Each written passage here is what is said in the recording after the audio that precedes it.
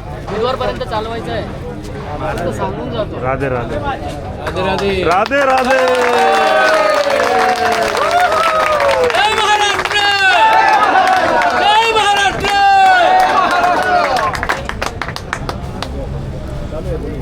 मेरे भाइयों,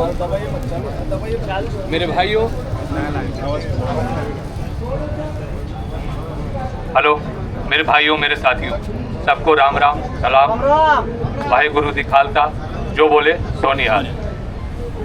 मैं ये कहना चाहूँगा कि आप लोग बिल्कुल घबराने की ज़रूरत नहीं है. जिस प्रकार पांडवों के लिए भगवान श्री कृष्ण केशव ने 5 गांव मांगा था, 5 गांव मांगा था, लेकिन कौरवों के पास बहुत ज्यादा भीड़ था, लेकिन कुछ उखाड़ नहीं पाया. और भगवान श्री कृष्ण और पांडव मात्र 5 थे. पूरी दुनिया जानता है कि जीत किसकी हुई थी. जीत पांडव का हुई थी. भगवान श्री कृष्ण केशव के रूप में आज हम सब के बीच में खड़ा है. आप सब कोई पहचान नहीं पा रहे हो, इसको आप पट्टी उतारिए और अपने भगवान श्री कृष्ण को पहचानिए. और अगर अपने भगवान श्री कृष्ण को पहचान गए तो भीड़ करने की जरूरत नहीं है मेरे दोस्त. भगवान कृष्ण ही मार्गदर्शन दे रहे हैं. ये आपको जीत की मंजिल तक लेकर जाने में, सही मंजिल पर लेके जाने में, सही मार्ग पर लेके जाने में, सही दिशा पे लेके जाने में, ये सही दिशा लेके जाने में हकीकत में ये भगवान श्री कृष्ण है. इसीलिए बोलिए जय श्री कृष्ण. और दूसरी बात हमारे पास जो प्रश्न है, जो हम डॉक्टर साहब केशव जी से अगर अनुमति मिले तो हम कह पाएंगे. जिस प्रकार मुंबई में बार बार दुर्घटना हो रही है और ये 14 साल से 15 साल से यूनियनबाजी हो रही है, लेकिन हम लोग को आज तक किसी नेता या कोई भी बड़े आदमी हमारी बात को नहीं सुनी.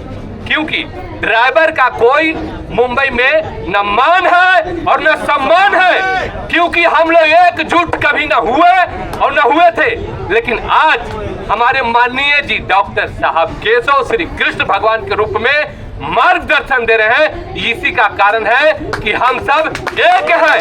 ना हिंदू, ना मुस्लिम, ना सिख, ना ईसाई है.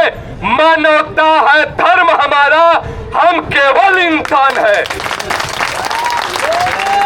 दूसरी बात, आप लोग को बिल्कुल घबराने की जरूरत नहीं है मेरे भाई, क्योंकि जो मैं देख रहा हूँ, हम केशव श्री मुरली गिरधारी को देख रहा हूँ और किसी को बीच में नहीं देख रहा हूँ. और जो हम सब भाइयों के लिए जो प्रश्न हमें हनुमान जी चेतना में दिए थे रात में, हमने 2:10 में लिखा है. सरकार से हमें विनती है, पहले नंबर पकड़ लीजिए आप. सरकार से हमें विनती है कि अगर गरीबी को भारत में खत्म करना हो तो हमारे गरीब भाई चालक मालक की गरीबी से उद्धार करने की कोशिश करें. जो कंपनी अवैध रूप से सालों से पूरे हिंदुस्तान में चला रही है, भाई हम सबका खून चूसने में लगी है, इसको बंद किया जाए. हिंदुस्तान के सभी भाइयों का कहना है कि माननीय प्रधानमंत्री मोदी जी इसका खुद जायजा ले. जो रोड पर सी परमिट की गाड़ियां चलती है उसको पुलिस वाले फाइन मारते हैं, बड़ा से बड़ा, उसे मनमानी करते हैं, उसे ध्यान दिया जाए, उसे कम से कम किया जाए. जो कैब चालक मालक गाड़ी चलाते हैं उसके पूरे परिवार को इंश्योरेंस दिया जाए. किसी भी चालक मालक का एक्सीडेंट होता है, उसको गाड़ी चलाते समय 10 लाख का मुआवजा दिया जाए. कोई खिलवाड़ी नहीं है. दूसरा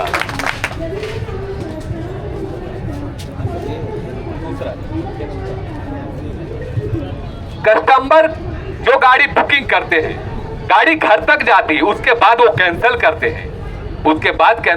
हैं. हम सब का कहना है कि जो बुकिंग कस्टमर कैंसिल करते हैं वो दोबारा ऐसा गलती ना करें, इसके लिए उनका पूरा पेमेंट लिया जाए उसी समय.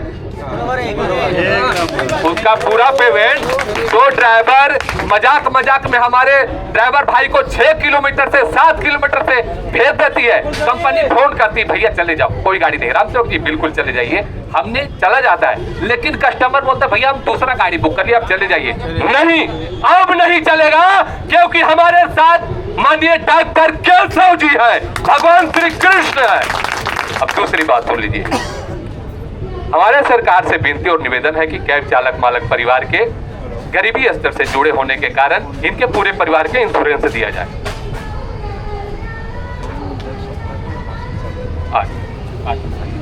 और जो कंपनी आती है और गाड़ी चलाती है, चालक मालक के बीच उसे सुनिश्चित करना चाहिए कि ये सब हमारा एक हमारा परिवार है, ऐसा कंपनी सोचकर गाड़ी चलाए। मुंबई में अगर कोई कंपनी खोलता है तो हम सब भाई चालक मालक को एक परिवार समझे, कोई ड्राइवर ना समझे, ऐसा वैसा छोटी मोटी। जो कंपनी आती है उसे हर क्षेत्र में चालक मालक के लिए हेल्प सेंटर यानी कॉल सेंटर हर क्षेत्र में खोला जाए कि उनकी हर समस्या का समाधान हो। रात्रि काल में 12 बजे के बाद जो पैसा है वो उसमें बढ़ोतरी किया जाए। रात्रि में जो पैसा है उसमें बढ़ोतरी किया जाए, क्योंकि रात में हमारी खून जलती है। जो कंपनी बुकिंग लेती है कस्टमर की, उनकी पूरी जानकारी आईडी के साथ सेफ रखा जाए और वो आईडी सरकार की नजर में भी होनी चाहिए। जो बुकिंग कंपनी लेती है उसकी जानकारी ट्रांसपोर्ट के माध्यम से सरकार की नजर में होनी चाहिए। आईडी के साथ उनकी जानकारी कस्टमर की पूरी सरकार की नजर में होनी चाहिए, ताकि कल भी कुछ भी कोई दुर्घटना हो, हमारी गलत माध्यम से, हमारी टैक्सी के माध्यम से कोई बाहरी आदमी आकर ऐप द्वारा बुकिंग करके और कोई बड़ी दुर्घटना का अंजाम देकर जाएगा तो फंसेगा कौन? ड्राइवर। इसलिए हर कस्टमर को अपनी आईडी का, घर का, राशन कार्ड का प्रूफ उस कंपनी को देना होगा और कंपनी में सेफ रखना होगा और उसकी जानकारी गवर्नमेंट को देना होगा। कोई भी बुकिंग अवैध रूप से मात्र उसके सहारे लेकर नहीं होनी चाहिए। इसका मतलब है कि कोई भी काम अपराधी टैक्सी का सहारा लेकर किसी का अनहोनी घटना कर दे, इसलिए सबका आईडी कस्टमर को पूरा रूप से जमा होना चाहिए कंपनी में और कंपनी इसका गवर्नमेंट को देने की कृपा करे। मैं आपको एक चीज हकीकत बता देता हूं, हम लोग सभी भाइयों को मुंबई में अंधेरे में रखा गया। कहा? अंधेरे में, और खास करके कैब चालक। मैं बता देता हूं कि अमेरिका में उबर कंपनी का कैब चालक का कितना कमाई है दिन भर का। 13 से 1500 डॉलर एक दिन का कमाई है। 13 से 1500 डॉलर एक दिन की कमाई है, मतलब 3.5 लाख से 4 लाख की कमाई एक महीना का पेमेंट है। हमका उसका एक पसका में भी नहीं मिल रहा है।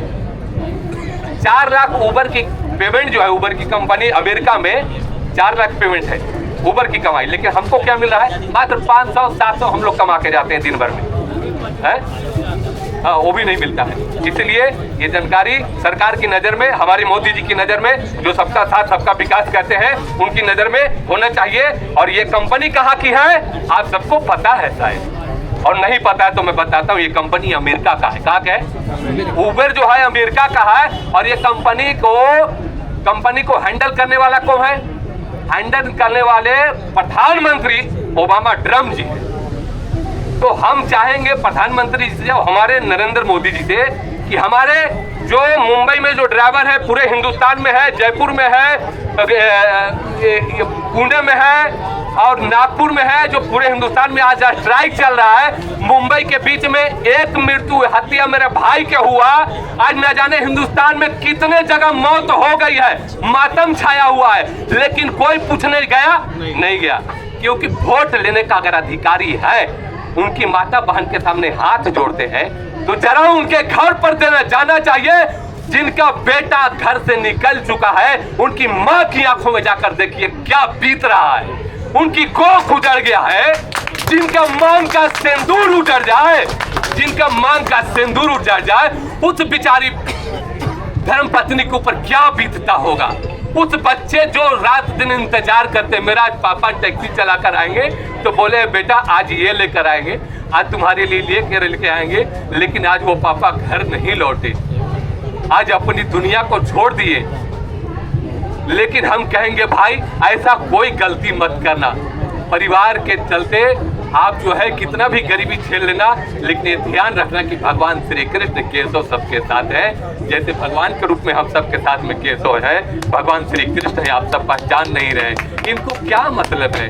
लेकिन फिर भी आप सबके लिए, हम सबके लिए, पूरे मुंबई पुणे के लिए है, आराम से बेचारे 2 पैसा कहीं भी कमा सकते थे। लेकिन फिर भी आप सबको देखकर और आप सबके चेहरे के मायूसी देखकर इन्होंने पैर जमा दिया है अंगद की तरह पैर जमा दिया है। लो जिसको उखाड़ना है उखाड़ो। लेकिन फिर भी भगवान की महिमा देखिए, आज हम लोग सब हिंदू मुस्लिम सिख ईसाई सब यहाँ पर भाई भाई, धर्म है तो हमारा पेट। केशव जी क्या बोले थे, पेट को भरना जरूरी है, समझ गए, पेट ही हमारा धर्म है। पेट के लिए हम प्रदेश में दिल्ली से, मुंबई से, नागपुर से न जाने कहाँ कहाँ पर गाड़ियाँ चलाते हैं, तो हम कितना नंबर बोले थे, जो गाड़ियाँ कंपनी में चलाती हैं उसके लिए जो बेटियां का जो शादी विवाह होता है, हम चाहेंगे कि पूरे हिंदुस्तान में जितने भी कैब चालक मालक हैं, हालांकि बेचारे नौकरी तो सरकारी करते नहीं है, लेकिन फिर भी हम माननीय प्रधानमंत्री मोदी जी से कहेंगे कि इनको, हमें और कुछ नहीं चाहिए, इनको बेटियों के शादी में मात्र 1-1 लाख की हेल्प किया जाए। जब भी शादियां बेटियां को हों तो इनको 1-1 लाख का मदद किया जाए। यही हमारी प्रार्थना है, यही हमारी निवेदन है। जय श्री कृष्ण, हर हर महादेव।